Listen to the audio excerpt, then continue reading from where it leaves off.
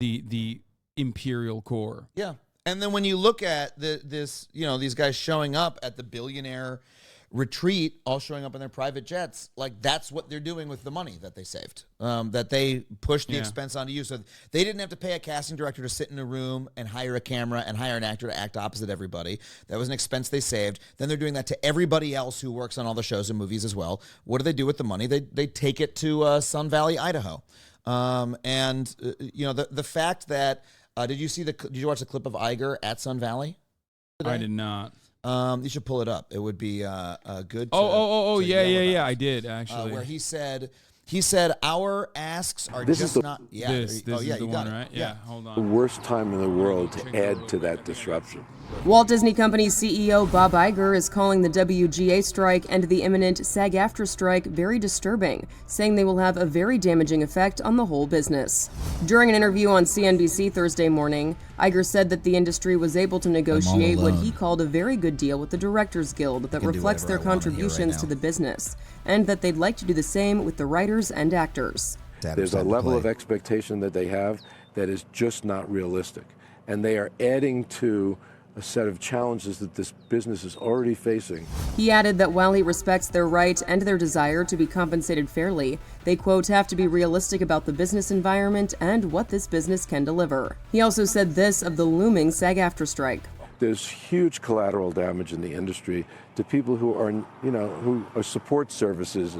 I could go on and on. The interview. I love when they pin other aspects of the production at one another, like other parts of production don't fucking know that you're a piece of shit. Like, don't go on actors. If you go on strike, you might hurt the PAs. Well, you're hurting the PAs. You're the ones who are not paying them enough to have any safety net. And also, this is so fucking insulting. And also, once again, and this is something that fucking frustrates me to no degree. This is the media side of things that I'm very endlessly frustrated by. They always make it seem like strikes can only end when the labor side capitulates. Correct. And it's like, well, this is a two-sided bargain. It's supposed to be a bargain. That's the whole point. You're not fucking bargaining. Yeah. You can end the strike. Yeah.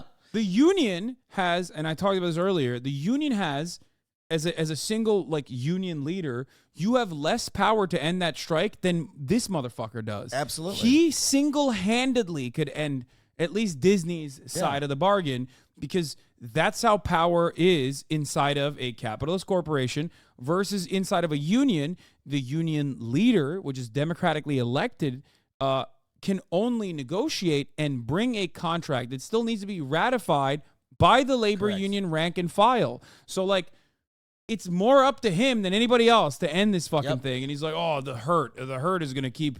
It's going to be long-lasting. And that's what happened. That is why SAG-AFTRA is on strike. Like, SAG-AFTRA, again, historically not a union that ever goes on strike, but their members are hopping mad. And they started, when we went on strike, when I'm a member of both unions, but when the Writers Guild went on strike, SAG-AFTRA members started showing up to our picket lines. Like, literally, you'd go to any picket line, and half of the people on it would be actors. And they all started telling their leadership, we are ready to go on strike. We are ready to go on strike.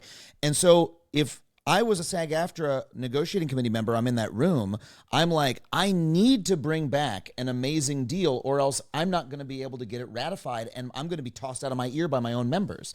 And so their hands are tied. They need a good deal. And if the company doesn't offer one, there's nothing they can do. And it's really literal that the companies refuse to negotiate, because the way the negotiations work are, you make a proposal, and then they respond and with like a much worse proposal, and then you go in. It's literally like a fucking RPG where you're like haggling with a guy in a shop, and he's like 100 gold, and you're like 10, and he's like 90, and you go back and forth. You literally do that. And for the Writers Guild and for SAG-AFTRA, for the most important issues, they refused to say anything about them. They were just like, reject. We do not discuss.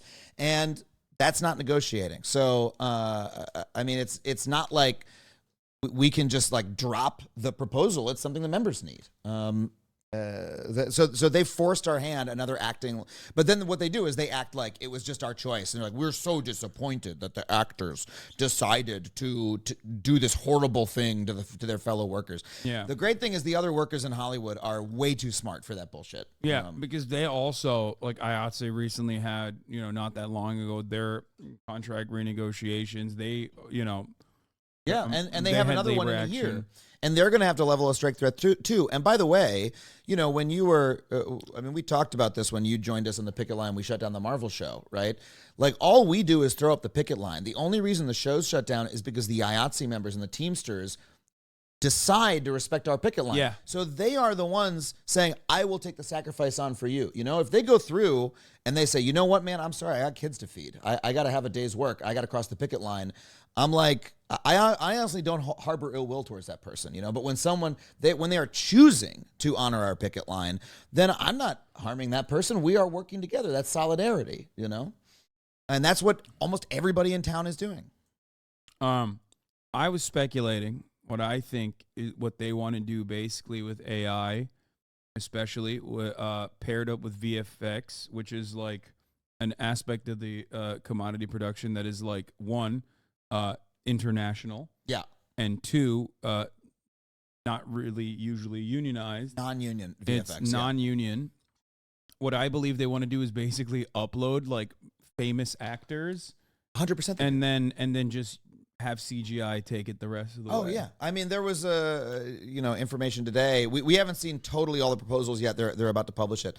But that one of the loopholes that the companies wanted was they wanted the right to use any dead actor in AI. And that's absolutely what they want to do, is make like insane Humphrey Bogart, fight Ant-Man or whatever, and do it all with VFX. Absolutely, that's what they want to do. Yeah. They are... And the reason they want to do it is they see it as an opportunity to break the unions. They're like, hold on a second. What if we can do it without writers and actors? Then we don't need to deal with these pesky unions anymore. First of all, they can't do it without writers and actors. We're too important to the process. Second of all, we're not going to let them do it. We're going to put in place protections in our contract. Yeah, I love the idea of you look at all of the massive blockbusters just failing left and right. All of these big movies. And oftentimes they're not actually a product of passion, but instead a studio decision where they put writers to work, where they put actors to work. Obviously, no one's going to say no to that, contract. Yeah. They're just trying to make a living. But all of these flops, they look at that and they go, what would be even better if we just made it somehow worse? Artificial intelligence writing. And artificial intelligence, superimposed all they faces. want is the product to be cheaper. That's all that guys like Zaslav and Sarandos know how to do, is make the product cheaper. They don't know how to make it better because they're business people. They're not creative people. But this is why I'm so excited to see Mission Impossible tomorrow, and why I love Tom Cruise for making the movies the way he does, because he makes his movies. It's him with Scientology, fucking with the power. Apart from the science, he uses Scientology, which I respect, and L. Ron Hubbard's methods work wonderfully. Yes, but he, the way they promote this movie is like, guys, it's me, Tom Cruise. I'm on a moving train. We figured out how to shoot on a train. No one's ever done it before. No one will ever do it again. This is real movie making. I'm here, a human being. I'm doing this for you because I love making movies. And to me, I'm like, fucking sign me up. That's what I want to see. And I think that's what people still want to see. I think that's why that movie is going to be a big hit, because you can fucking tell that he's doing it, and then it's not, it's not some insane. VFX creation. I mean, I do respect it. Yeah. And we need people out there doing that. And Scientology as well. I respect both. And then he goes and drives his car that was washed by a bunch of unpaid Scientology slaves, and Yeah, I mean, that's just par for the course. How else are you going to do practical effects and stunts at the age of 67? He's just sucking the life force out of Shelly Miscavige, He's just with a straw. I don't know how he's doing it. It's what is it? The tenons? No, what are they called? The Dianetics? Yeah, they're doing something. They're doing something over there. He's 61. Jesus fucking Christ, dude. That's insane to do what he's doing at 61. It's incredible. And there's no one else doing. I mean, you can look at Keanu and go Keanu's halfway to Tom Cruise in terms of his stunt. But he only does John Woo style kung fu sequences. He doesn't just which are also really difficult in and of itself, but he doesn't hold on to an airplane as it's flying. But he works so hard. You can tell that he's I fucking care about this, and I'm going to get this choreography right. Yeah. I'm going to make this awesome. And I could watch him do his shoot the guy, grab his gun, fleece him, reload it, toss the thing at the guy. Just that little thing that he created. I could watch him do that for hours on end because he's physically doing it. It's just beautiful to watch someone good at what they do the thing that they do. And that's fundamentally what people like in movies. They love the writing, they love the acting because it is actually good. And these companies want to kill that, and they want us to just watch slop. And there's a role for slop. I like watching slop sometimes too, but like we don't want that to be the entire entertainment. I mean, I'm a slop procurer, so as a Twitch streamer, this is true. I mean, this is essentially it is what it is. But you're bringing your own special set of skills. Yeah. Well, I mean, yeah, I'm fighting against news media is different. Yeah, but. Look, I mean, I'm a fucking YouTuber now, so I would be very sad if this was all there it was. Like if all content and all media was just like YouTube and Twitch, that would be devastating. Because you know what I do when I end this fucking stream? I sit in my living room and I turn on Hulu, I turn on Netflix, I turn on HBO, and I watch actually well-produced forms of art. Yeah. I'm watching The Bear right now. And so do the people who are watching your show, this stream. Yeah. Like, what are people doing while they're watching the stream? This is low energy entertainment. They're doing their homework. They're doing their email. I'm sure there's some people who are watching it right here, but like a lot of folks are listening to a podcast. They're doing the dishes or whatever. Yeah. And then when they really want to zone in on something, they probably go watch The Bear as well. Because there's different nothing, types there's of nothing media better for than different just like experiences. going to a movie theater and watching a fucking movie. Yes. You know what I mean? It's still an incredible experience. You go with your friends, you eat some popcorn, you pay take out a mortgage and then use one of those new fintech. Yeah. Use one of those fintech things that you can get 8 loans on for the nacho cheese.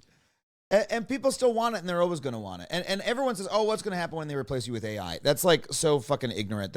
They will never be able to fully replace us with AI. They might be. They're going to try to reduce our wages and working conditions using AI, but people are always going to want to have that experience. If there's some sort of new all AI media, it'll be a different form of media akin to video games. But we've had video games for 40, 50 years. Movies still exist.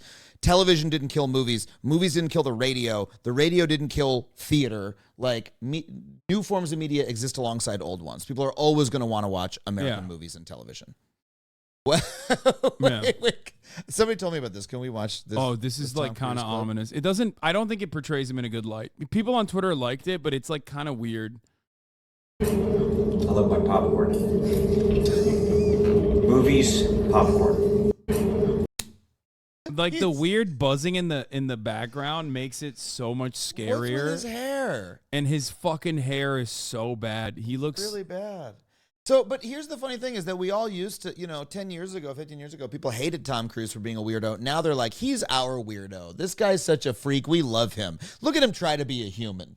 Yeah, but I mean, he is not a human. But also, that's what makes him fucking Tom Cruise, and that's how he can make the movies that he can make. And sometimes when he's on screen, and do you remember Edge of Tomorrow? You see that movie? And there's great. Is incredible also movie. Based off of an anime, I think. Based off of a Japanese novel that probably was adapted to a manga and stuff too. Yeah. But so the last shot of the movie is he goes and sees. Is it Emily Blunt? He goes and sees Emily Blunt again for the first time, after like trying to get back to her.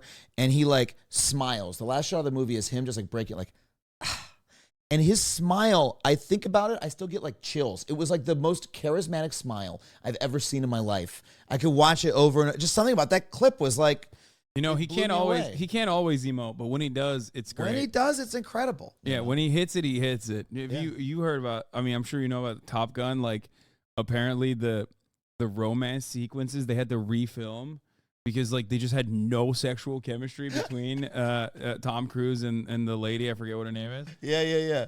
That lady who I was like, I never saw the original Top Gun, so I was like, was she in the original movie? Because her character was so weird. And nope, she wasn't.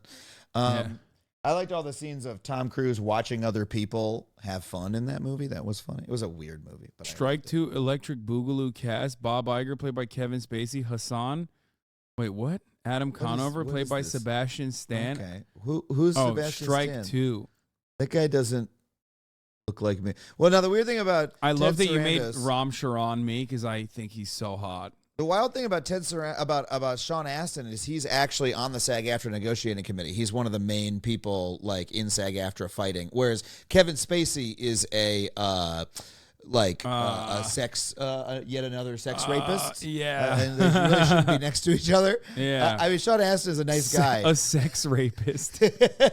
I mean, I'm just trying to like express how loathsome Kevin Spacey is. He's a sex. Yeah. I was like, Wait, isn't he on harasser, trial again or assaulter? something? I don't know. You know. should not say these things.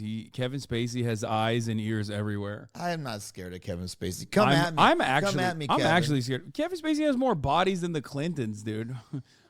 And also is very friendly with the Clintons and also Jeffrey Epstein. I think. But yeah. Oh my Lord. While the strike continues, will actors try to get on Twitch? Probably not. I mean, I do have one actor friend who's trying to do live streaming right now. Mason Gooding. yeah, I mean, Twitch is hard, man, and you know, But not because of the strike. Yeah, you do well on here, but it is not a good business for the average person. It's not No. something that I recommend people try to get into. And I think it's really Twitch is like from a labor perspective, like horrifying. The number of 16-year-olds who are on this platform giving free labor to Twitch because they told them that maybe you could be like Yeah. Hasan one day is like so frightening. Not that you're doing anything wrong. I don't think you are, but I think the way that they like fucking gamify it and try to convince people to do free work and give them free content because maybe they could pay you one day. It's just not, a lot of people don't understand. They look at my situation and they think, oh man, that's actually kind of sick. But like when you're trying to do it on your own, there's a tremendous amount of capital and like knowledge that you need to have. Yeah. Over just like working this entire process. Yeah. And then also on top of that, you're just getting shit on. I don't know why any other like entertainment provider would ever use this as a medium unless they also have like a weird brain issue like I do unless they have a weird brain issue like I do where they don't mind having giving so much access.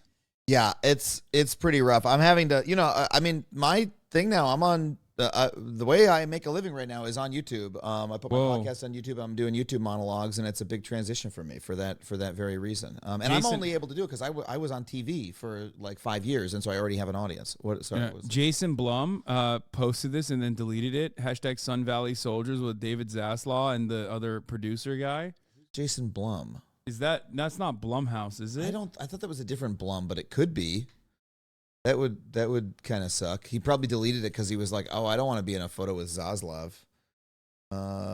Yeah, he's the it Blumhouse is. guy. He is the CEO Okay. of Blumhouse Production. I mean, he is the CEO after all. I mean, that company does a lot of good shit. That's I a know. bummer. I know. Like they're like one of the few like success stories of like they make cool shit, they make good art that's popular, that is, they make a profit. I don't know, maybe I don't know anything about what they're like to work with, but I'm like love a bunch of stuff that came out of there. Oh no, for sure. So that's yeah. I mean, why can't I go to this? Like, it really seems like I should be invited. Yeah. I could hold a gun just as well as those guys. I don't think you want to be around Zaslav with a gun. I'm just saying. Dick Cheney me. He's wearing the same pants. Yeah. He's wearing the same white pants. It's not. Yeah. He doesn't even need to know about your takes on his fashion for him to want to maybe Dick Cheney you. Exactly. Sun Valley Soldiers. They skeet shooting? What kind of shooting are they doing? I think they're skeet shooting. They shoot those little plates that fly. Yeah. From the original NES Duck Hunt. That's my frame of reference for skeet shooting. You've been to that range? Nice. Oh, have you seen the Freedom QAnon movie, Sound of Freedom? No. Dude, I can't wait to watch it. I'm very excited to watch it. It's the main guy is Jim Caviezel. You know who that is? Passion of the Christ. Oh, okay. Yeah. He was the Christ? Yeah. The Christ? I think so, yes. I think he was Christ in Passion of the Christ. But yeah, he's this is the new movie that all the QAnon dads and moms are watching and they love it. Oh God, this is the 8th time we're watching the fucking theatrical theater. How many pedophiles you got? 288. Wow. How many kids you found? What did he say? How many kids you found? How many kids you found? How many kids you found? How many kids you fucked? No. Wait, is he? No, I don't think he's saying that. That would be a red band theater. International crime network that the world has ever seen. It has already passed the illegal arms trade, and soon it's gonna pass the drug trade. Because you can sell a bag of cocaine one time to a child 5 to 10 times a day. God's children are not for sale. Yeah, that's his bar. Like bars. God's children are not for sale. Wow. Yeah. Which kids count as God's children? Which Just the good ones. Okay. No, actually, this is all The white about ones. brown kids. Oh, okay. Surprisingly. Okay. All right. Well, actually, not so surprisingly. Okay. Well, Chapo, then that's Chapo representation. covered it. Okay. Chapo covered it from an angle that I hadn't considered, which is that like there's a major adoption network in America, like Christian adoption network, Right. that basically does like reverse child trafficking. Yeah. And kidnapping. And they say that it's saving kids from child trafficking. Yeah, kind of yeah. shit. No. They literally go and buy the kids. Wow. Which Yeah. then sometimes ends up creating a marketplace for children. Yeah. Like, so they'll just end up inevitably creating a marketplace because people are just like nabbing kids. Yeah. Because they're like, well, someone's gonna fucking buy it. I So don't much give of a shit. adoption is this. So Yeah. much of adoption is this. Like history of like transracial Korean American adoption is like, oh my God, like it's such a morass. Horrible. So I just went down a mental rabbit hole thinking about it, and like I don't think I want to get into it right now. Well, this movie shines a How long you been doing light this? on the dark side Oh, of child sex trafficking, which like as though there's a light side, but this one shines a light on the dark side of it. How many pedophiles you got? 288. 288 found? pedophiles. Oh, he's found us. Timoteo, tú rescatas niños, ¿verdad? Puedes ayudarme a encontrar All mi right, it's hermana? like save the poor Spanish-speaking children. Yeah. For Homeland Security, you know we can't go off rescuing Honduran kids in Colombia. Which means she'll disappear for good. Imagine walking into a room right now, seeing an empty bed. What we do? You quit your job and you go and rescue those kids. Hell yeah. So at this moment, she could be a block down the road, or she could be in Moscow, Bangkok, LA. She's a major operator. It's all rebel territory. No one goes in. Not the army, not the police. Oh yeah, this is the best part. It's the FARC rebels that are, it's the FARC rebels that are actually kidnapping the children. I promise. My God. Yeah. Where did this come out? It came out in theaters, it looks like. Or if I wanted to watch it now, where would I watch this? It's in theaters. Except, hold on, there's a twist. Yeah. There's a twist. Some people, and chat, give me the link. Give me the Twitter link for this. We got to show Adam this. Some people are claiming that there is a little bit of fuckery going on. Oh, yeah? At AMC theaters. That's right. Oh. So when you go to the movie theater to watch this beautiful film, okay, some of these places, well, the AMC theaters decided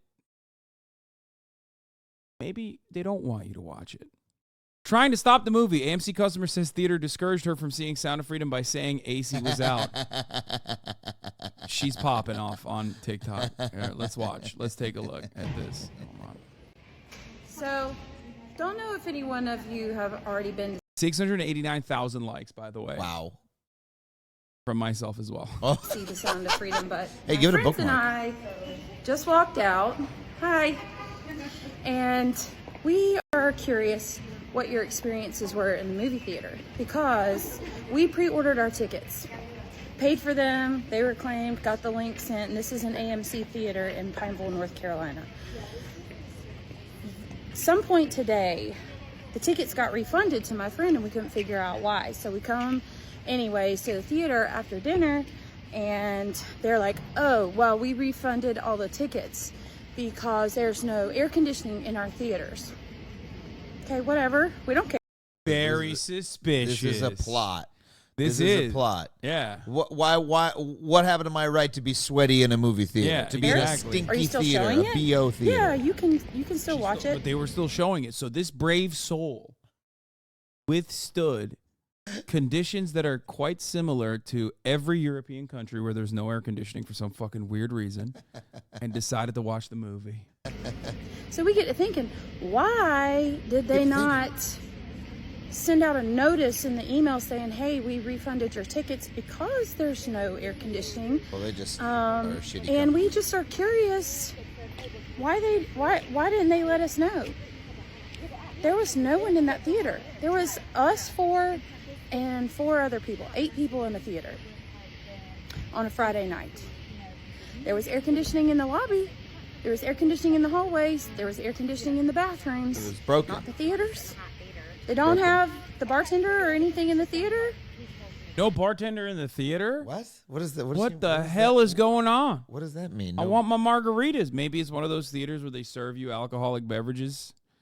Man, Yeah. this is playing. I didn't realize this is in such a wide release. This I movie. smell something stinky. You didn't realize it was the wide release? I did It's not. literally currently beating Indiana Jones on the box office. Wow. See, That's this right. is why. Okay, you know what? We need corporate consolidation. Fuck antitrust, because what we need is for Disney to buy AMC so that all they show is Marvel movies and kill the independent theater, the independent theater industry, because things like this should not be allowed. We want corporate lockdown control so we don't get QAnon movies in the theater. So there's more. Okay. So my fiance and I just watched the movie Sound of Freedom that exposes sex traffickers. And do you want to tell them what happened in the movie theater? All right, AMC, I don't know what's going on here, but first off, the AC was out. Like when we went to watch If this lady wasn't Midwest hot, these clips wouldn't hit half as hard. Okay, but that's it helps. the movie, and I'd seen someone else post something too that also saw it at an AMC, and their AC was out. And like as soon as we walked into the theater, it was hot as heck. I The literally AC brought a was out. sweatshirt and I was like sweating. And then we realized, like, it took us a while to actually realize it, but they didn't turn the lights off. They literally had the lights They on. kept the lights on the entire. I love how stupid they are. He's like, I had a sweatshirt on and it was hot. And the other guy's like, we didn't even realize the lights were on. I mean, have these people been to an AMC? It's a shitty chain. It always fucking sucks. And there was popcorn on the floor, and the soda machine didn't work, and the Yeah. girl was rude. Yeah, it's a fucking AMC. Yeah. It's awful there. It's really bad. You went to the shitty mall by your house and had a bad time because Yeah. America sucks. Like Yeah. we don't have nice movie theaters anymore And then because they- AMC bought them all and Yeah. turned them all into. It's like going to. And then they berate like the dude working for like minimum wage, like the fucking 14-year-old Jesus kid Christ. with acne all over his face. They're like, you're a part of this global conspiracy to stop me from watching this pedophile movie. Oh my God. movie. Who does that? Like, They don't want you to see this movie. they were trying to make it like not enjoyable. No. Like they were trying. First of all, it's a movie about sex trafficking. Yeah. I don't know why you're like, this is the most enjoyable movie of all time. Secondly, there have been significantly better movies about child trafficking, like Taken. Nobody thought that it was like some grand conspiracy to stop you from watching this movie. Last but not least, the reason why the movie is actually beating all these other movies in the box office is because they had a scheme. Oh. Yeah, they had a pay it forward campaign. Oh. So the movie was made in 2018. Nobody wanted to fucking release it. Nobody wanted to finish it.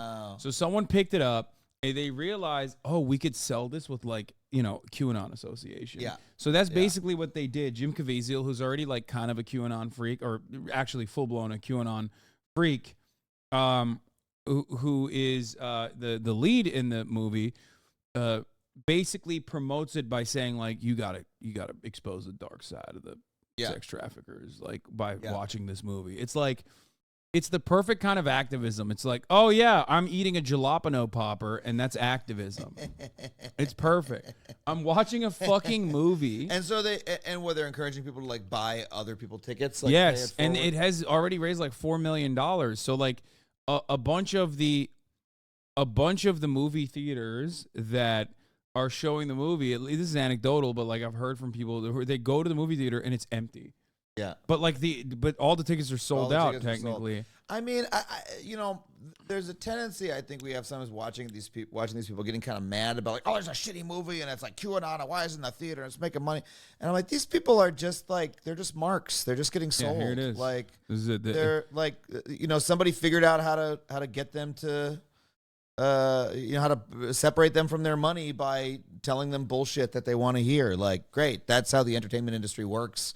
But it's the fact that these people think that this is somehow political action is so pathetic. They think watching this movie is unironically doing something that like the liberal pedophile elite don't want you to do. Yeah. They also think that this is like actually a form of activism, which is great. It's like, I mean, this is in many respects no different than the person that like the anarchist on Twitter, the anarchist teenager on Twitter being like, oh, I tweeted about a thing. So like I'm actually doing something. You know what I mean? Yeah. Well, that's the only, the problem is those are the only avenues of political action that like capitalism gives us, right? This is what you buy and what you say on our corporate media platform. And so we're trained to believe that that's what's important, and it isn't at all. Like political action is conversations you have in person with your coworkers about like forming a union or whatever, or like knocking on someone's door to talk about a candidate. No, that requires effort, and also requires talking to other people and not like enjoying myself watching like a fucking movie about sex traffickers getting owned. Like this person's mother bought multiple tickets in different theaters to show support. There's like a lot of people doing that. But here's another one. Let's see. So I've been seeing all over TikTok that people are going to watch the movie The Sound of Freedom, and these weird things are happening, like random emergency evacuations, the air conditioning not working and having to leave the theater. We're so dumb. And I thought, no, that's probably just something that's happening in other theaters and other places. So I took me and my daughters to go watch The Sound of Freedom today, and about an hour and 20 minutes into the movie, we get a random emergency evacuation. I feel like any kind of disruption now is seen as like you're in Gary, Indiana. Yeah. Okay? The fucking George Soros does not care about this area. The AMC in your neighborhood, okay? What's even the chain of logic? Like if AMC, the company, didn't want you to watch the movie, they would not screen the movie. They would simply not have the movie. They would have a Marvel movie or whatever else. Also, if they've got your money, what is their motivation to kick you out of the movie theater an hour and 20 minutes into the movie? Incredible. Yeah, movie theater empty, and it says sold out online and at the front desk for Sound of Freedom. Unbelievable. I mean, the thing is, the only product that these people have is like the grievance, the feeling of being persecuted. And so if they're going to have any kind of media event, it has to have this. You know, it has to have, oh, they don't want you to see it. They tried to kick us out of the theater with the AC or whatever, or else it's not fun for them, because this is the part that they enjoy, is the feeling of persecution. That's all that they like. Yes. So, you know, these are little freaks having their, getting their rocks off. My theater had a fire drill during Lady Bird. What were they hiding? Yeah. What are they hiding? What's going on? I wanted to go see Spider-Man Multiverse or whatever, Into the Spider-Verse, and the guy puked next to me. That's probably a product of, international global pedophile rings. I mean, I've been, so many weird things have happened to me in movie theaters. I was in a movie theater once where everyone else in the theater was convinced there was a gas leak during a screening of National Treasure and left, and me and my friends were too high to leave the theater, so we just stuck around. We were like, everyone else thinks there's a gas leak. I've been to screenings where the power went out. Like you live in America. The infrastructure is crumbling. Yeah. Get used to it. It happens every fucking day. When I think about films that expose crimes against humanity, I think of like the silence when you walk out of a screening of something like Come and See. Everybody who comes out of this movie seems smug and gleeful over what they just saw. Creepy. Yeah. Can you imagine people walking out of Schindler's List or whatever, all hopped up and excited, smiling, babbling about how this is what the Fourth Reich doesn't want you to see? My God. Yeah. Yeah. That's exactly what's going on. That's what it is. I bet there were no fire alarms being pulled during the seeings. I mean, it's pathetic also that this is the kind of movie that they have to watch, and that this is what they have to do. Like they're so marginal in American society that like they used to at least have Clint Eastwood making movies for them. You know what I mean? Like every 5 years he'd make some, and Clint Eastwood's a great movie star and a great director, and so the movie would actually be good. Yeah. Or like American Sniper or whatever. But like this shit's just pathetic. There's plenty of movies that they can enjoy still that have no like. I mean, that's like very clearly with a right wing slant. Damn near entirety of like mainstream blockbusters are still getting heavy support from the Department of Defense. You know what I mean? So don't worry, it's still doing like pro-imperialist war propaganda. Fucking Ghostbusters is an anti-environmentalism movie. You know? Yeah. You watched Ghostbusters recently? The main villain in Ghostbusters is the EPA. The EPA comes in and says, you need to shut down your Ghostbusters unit because there's too many ghosts. I didn't watch. And it's because Dan Aykroyd was always a crypto right-winger, and he wrote the movie. And he was like, I hate environmental protection. Women are in it. The original one. Oh, okay. The original first that one Ghostbusters I didn't watch because it was movie. old. The new one I didn't watch because women. And then the other one I didn't watch because it's old. Someone was talking about how Nolan like restructured Batman to have like environmental activists as like the main villains or something, and then how there was the surveillance state part of Batman as well that was like coming off the heels of 9/11. Isn't that what it was? Sure, I believe that. I don't remember the environmental part. I remember like the surveillance state piece of it. But yeah, like I don't know. Nolan's Batman is such a fucking bummer. I can't. Oh, it was Boots Riley who talked about it. Occupy, not environmentalists. Boots is tight. Yeah. Many AMC theaters all over the country are shutting off the AC in theaters that are playing the movie Sound of Freedom using the excuse that the AC isn't working to dissuade people from watching the movie. These people don't understand. Like, I guess they don't go to the movie theaters that often, but like, yeah, this shit's commonplace, dog. It's just like because AMC's dog shit. Yeah. That's it. Yeah. Like they're now realizing that, but instead, like, there's piss on the floor of the bathroom. They don't want you to watch the movie. It's like if Taylor Swift fans were also doing QAnon instead of like doing the QAnon version of knowing whatever numbers Taylor Swift mentioned in her album, however many times, okay? If they were not busy doing QAnon for Taylor Swift and real QAnon, they would be like, oh, I couldn't buy a ticket for my Taylor Swift concert. This must be the, international sex traffickers stopping me from seeing Taylor Swift. What these movies got to do is like make a game for the QAnon people. Like, remember how the alternate reality games like they used to do for movies, where it was like there'd be like a URL and you'd go to it and there's a code to solve. They got to do that shit for the QAnon people. That would go nuts if they had a little like they had a they would conspiracy. They would kill people. Yeah, they would. Wait, is this guy actually the CEO of AMC Theaters? He's not even verified. Adam Aaron. Sadly, conspiracy theories are so prevalent in America. So much garbage information is spread. More than 1 million people have watched Sound of Freedom at AMC Theaters. More than any other theater chain on the planet, yet people falsely claim otherwise. It's so bizarre. Wow. I love when like these guys who are ghouls for other reasons have to be reasonable against people who are even more ghoulish. Like also, fucking Bob Iger, in the same interview where he was saying our demands were not reasonable, he also had to say, our movies aren't endorsing pedophilia. That's ridiculous. Like, and they're like, all right, I guess I agree with Bob Iger on the 1 point. I don't know. There's some, I don't know. Yeah, it's true. Leon, the professional. The dick's in the background of The Little Mermaid. Wait, was it? I was talking about the actual ones. Oh, okay. I was talking about the actual ones where there's like a very clearly under. Well, that's French technically, so it's different. You don't know Leon the Professional? Leon the Professional. I don't think. Wait. The name is familiar. It's an incredible movie. Oh, wait. Luc Besson, Jean Reno, and Natalie Portman. Is it based on Lupin the Third? Is it one of the no? Like that? No, it's not. Oh, I know what you're talking about. No. Yes, it's a Luc Besson movie. Yes, it's yes. one of. By the way, it is an incredible movie. For the record, it is an incredible movie. Even though, yes, Natalie Portman is like very clearly underage, a baby, and there is like it's like a bit of a love story. Yes, there. and I was reading about this because I was going down a Luc Besson rabbit hole, and there's some like gnarly shit on this Wikipedia page, right? Yeah, he's a gnarly guy. Yeah. No, he's a piece of shit. Does the sound your dog often makes?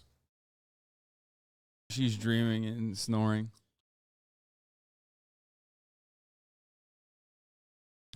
It's okay. Léon, directed by Luc Besson, written by Luc Besson, starring Jean Reno, Gary Oldman, Natalie Portman. It's a fucking awesome movie. I highly recommend it. Okay, I watched The Fifth Element again like a year or two ago, and I told my girlfriend, I was like, this movie's great. And then we watched it, and I was like, I don't know if I stand by it anymore. Wait, really? Yeah, it was like no. It was so formative for me when I was watching it as a child. There are things I liked about it for sure. But I think overall it didn't quite hold up for me as much as I expected. It's like the beginning is like it's got a lot of really ponderous lore in it. Is something I had forgotten about. Love that movie. I am gonna rewatch it now. Do it. I want to see if it's good or not. An ode to pedophilia, no thanks. Luc Besson operates camera himself, and when they call cut, he just drops it. As a camera assistant, if you don't catch it, it's your fault. This is not normal, by the way. Does that all the time? I like that in parentheses he said, this is not normal, by the way. He just drops it. That sounds really dangerous. Leon is an Italian hitman in the Little Italy neighborhood of New York City, working for a mafioso named Old Tony. One day, Leon meets Mathilda Lando, a lonely 12-year-old who lives with her dysfunctional family in an apartment down the hall from Leon, and has stopped attending class at her school for troubled girls. He has an abusive father who attracts the ire of corrupt DEA agents who've been paying him to stash cocaine in his apartment. It's a good movie. That's all I'm going to say. I'll check it out. Yeah. I mean, it does look like something I would enjoy. It was inspired by his relationship with a 16-year-old when he was in his 30s. I think his first wife, you mean, who also recently worked with Johnny Depp, who also is a very problematic French movie director now. Is he? Yeah, he married that 16-year-old, who he then cheated on with Uma Thurman when she was, I think, like 17, if I'm not mistaken, during the shooting, or maybe she wasn't 17. There's a lot of movies like this where you're like, oh, I love that movie, and then you go read about it on Wikipedia, and it's like, oh, the director like fucked a 16-year-old on the set of the movie. Fuck. Well, Luc Besson. Yeah, it's Luc Besson. Yeah. Not not Uma. Sorry, Mia Jovovich. You're right. I'm sorry. That's a bad one to confuse those two. Mia Jovovich. Mia Jovovich. Everyone's How do you know all of this? you. I watched a lot of French cinema when I was growing up because that's like in Turkey. American movies would come to Turkey like a year later. So French movies would come immediately and they would release immediately. So anyway, but that's probably why I watch a lot of Luc Besson movies. They were bangers. Yamakasi is really good. Taxi is really good. The Taxi series. I've only seen The Fifth Element. That one's great too. I'm from Colombia and had no idea about the amount of sex trafficking here. Yeah, brother, it's not for you. You're Colombian. It's for the white people. That's what they're doing it for. The little kids in that movie trailer reminded me of like when the 700 Club, like the Christian TV show, is like, we're saving the little kids in South America. Like it's the real, white Christian savior. We're gonna bring them Christ kind of energy. Really shitty. Piss me off. Scarlett Johansson was 17 and lost in translation. Wait, what? Fucking no shot. What? I don't think that's true. Oh! Originally worried that the 17-year-old Johansson might be too young to play a character in her 20s. What? The director concluded she appeared older and convincingly played the part. I mean, she was great in it, but also, what? Yeah. You're right. You forget because this is just a couple years after, this was after Ghost World, right? In which she's clearly a teen.